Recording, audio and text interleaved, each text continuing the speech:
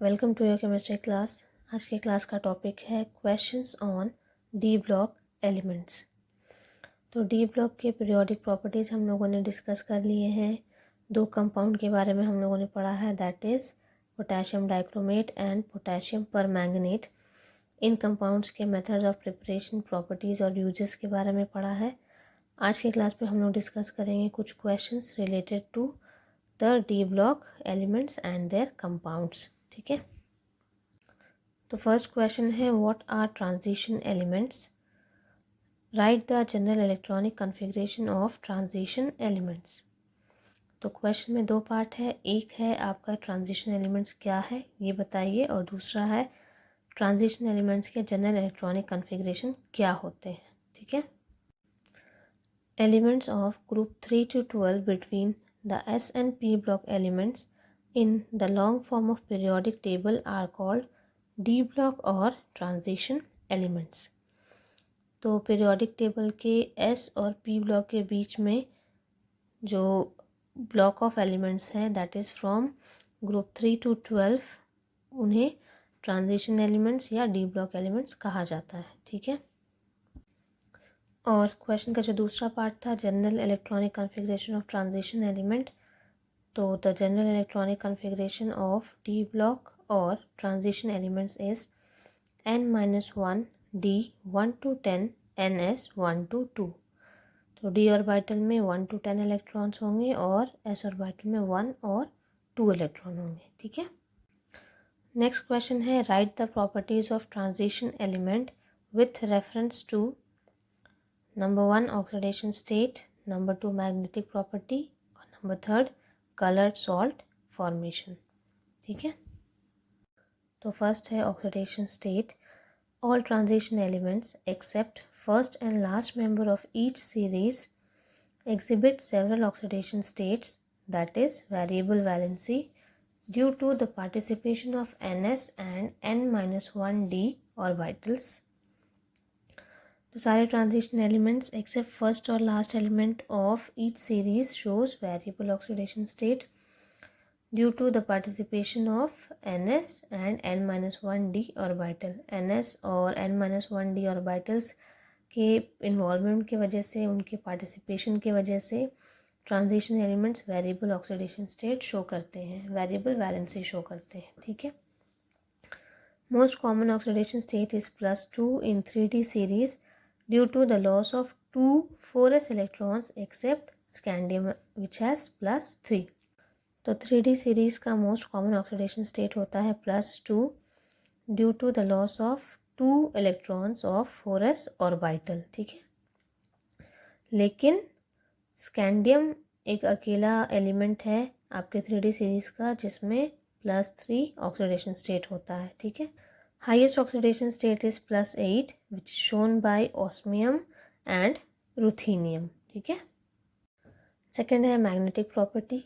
A transition metal ion shows both paramagnetism, that is due to the presence of unpaired electrons, and diamagnetism due to the presence of paired electrons। तो जो transition metal ion है वो दोनों तरह के magnetic property show करते हैं, पारामैग्नेटिक भी और डायमैग्नेटिक भी। ठीक है, mostly transition elements are paramagnetic due to the presence of unpaired electrons in n-1d orbital.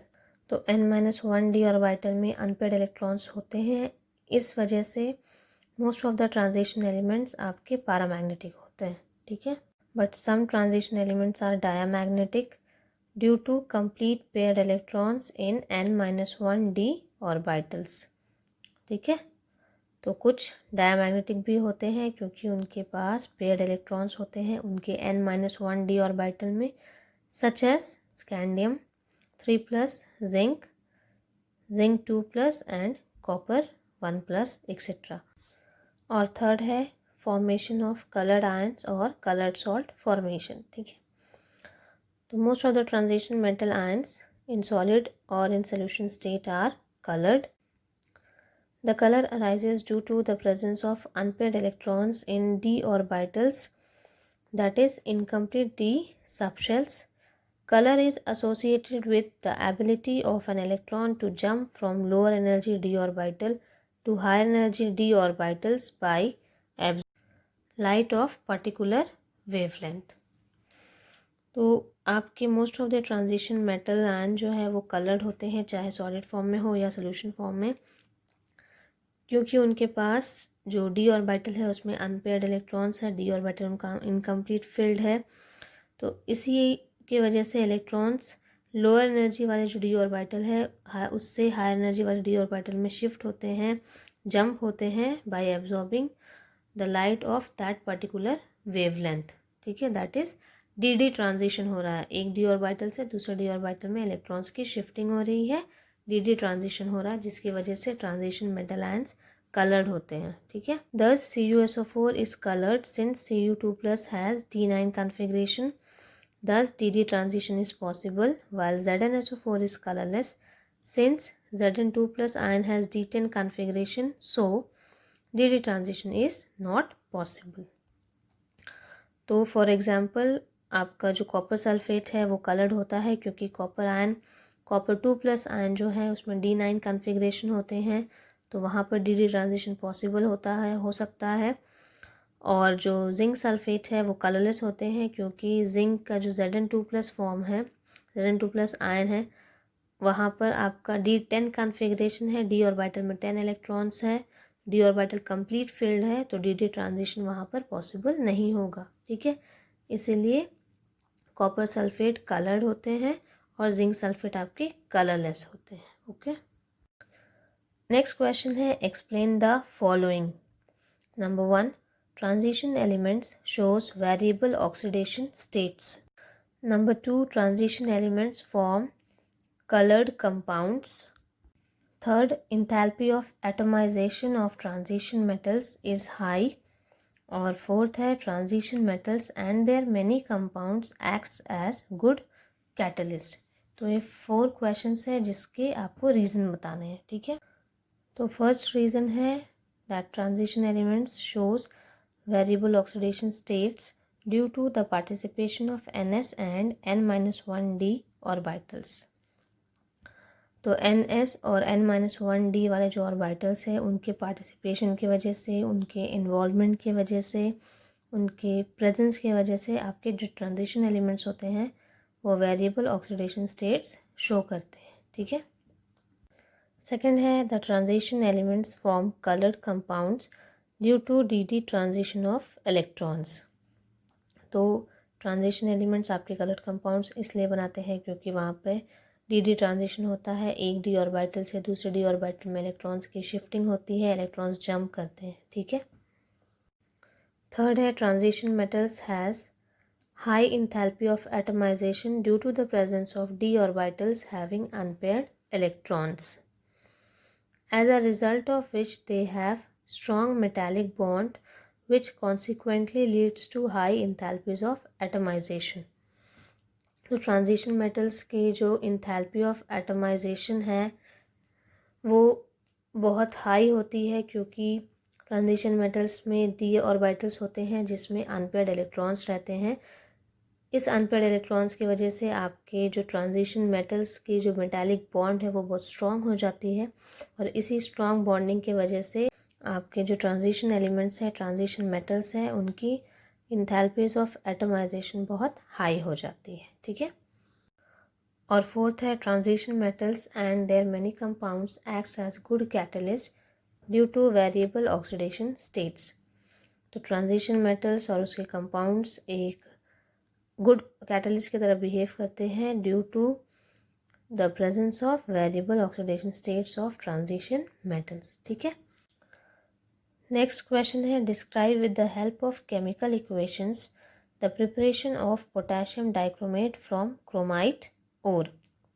तो पोटेशियम डाइक्रोमेट के जो प्रिपरेशन है फ्रॉम क्रोमाइट ओर, उस प्रिपरेशन का इक्वेशन लिखना है। ठीक है, तो K2Cr2O7 that is potassium dichromate is prepared from chromite ore by following steps. First step है फॉर्मेशन ऑफ सोडियम क्रोमेट और ये उसका रिएक्शन है। सेकंड स्टेप है conversion of sodium chromate into sodium dichromate और ये है इस स्टेप का रिएक्शन। और थर्ड स्टेप ऑफ प्रिपरेशन है conversion of sodium dichromate into potassium dichromate और ये है आपका equation for the preparation of potassium dichromate from chromite ore. ठीक है। नेक्स्ट क्वेश्चन है describe the oxidising action of K2Cr2O7, write the ionic equation for its reaction with H2S। तो potassium dichromate का oxidizing action के बारे में discuss करना है और reaction of potassium dichromate with hydrogen sulfide, इस रिएक्शन का आयनिक इक्वेशन लिखना है। ठीक है।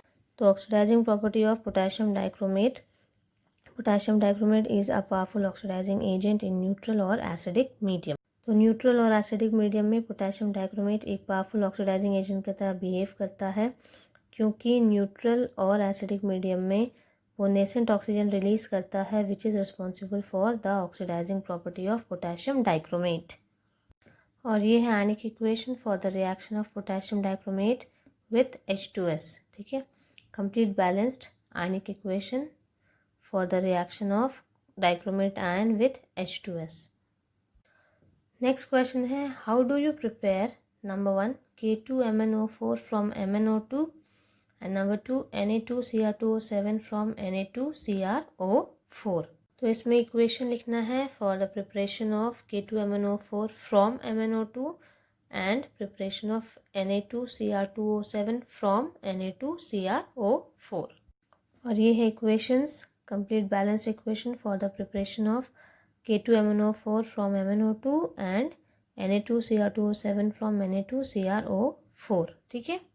और आज के क्लास का लास्ट क्वेश्चन है give balanced equation of the following. ठीक है।